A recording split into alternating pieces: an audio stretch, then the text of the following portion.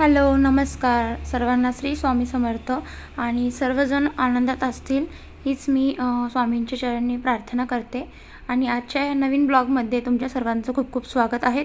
आणि जे पण नवीन असतील त्यांनी आपल्या चॅनलला सबस्क्राईब करायला विसरू नका.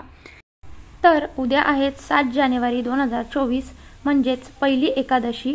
वर्षातील पहिली एकादशी आहेत ही सफला एकादशी आहेत.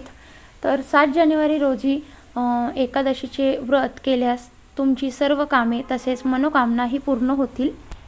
तर मी तुम्हाला उद्या सफला एकादशीच म्हणजेच शुभमुहूर्त, त्याचे महत्त्व आणि त्याबद्दल थोडीशी मी तुम्हाला माहिती सांगणार आहे. तर व्हिडिओ ही पूर्ण बघा. तर इथे बघू शकतात. तर सफला एकादशीच्या दिवशी आपल्याला पवित्र नदीत स्नान करण्याबरोबरच भगवान विष्णूंचे पूजेचे विशेष महत्त्व शास्त्रामध्ये सांगितलेले आहेत.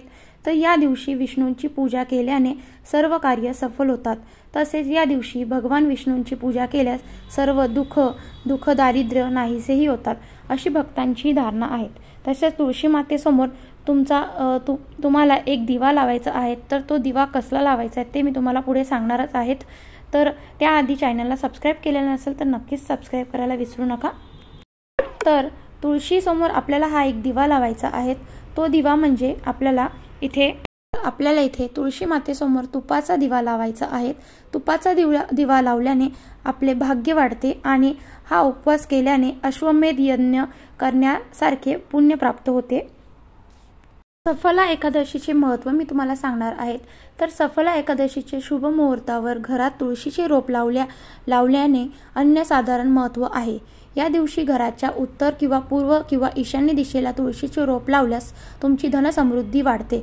सफला एकादशीचे व्रत करता येत नसेल तरी शास्त्रानुसार तुम्ही पूजा करू शकतात. असे केल्याने तुम्हाला भगवान विष्णूची कृपादृष्टी प्राप्त होईल. सफला एकादशीच्या दिवशी भगवान विष्णूने नैवेद्य म्हणून खीर अर्पण करावी आणि त्यावर आठवणीने तुळशीचे पान ठेवावे. तर सफला एकादशीचे पूजेचे शुभ मुहूर्त मी आता तुम्हाला सांगणार आहेत. तर उद्या 7 जानेवारी रोजी सकाळी 8:33 ते दुपारी 12:27 यावेळेस सफला एकादशीचे पूजेचे शुभ मुहूर्त आहेत. एकादशीच्या दिवशी रात्री जागरण केल्याने विशेष लाभ होईल.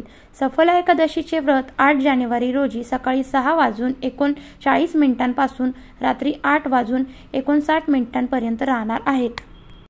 एकादशीच्या दिवशी तुम्हाला भगवान विष्णूंना प्रसन्न करण्यासाठी हा मंत्र म्हणायचा आहे. या मंत्राचा तुम्हाला जप करायचा आहे. तर अशा प्रकारे मी तुम्हाला पूर्ण माहिती दिलेली आहे. तर भेटते आता मी तुम्हाला पुढच्या व्हिडिओमध्ये.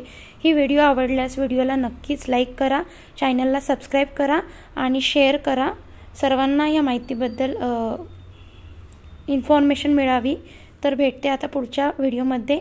सगळ्यांना श्री स्वामी समर्थ.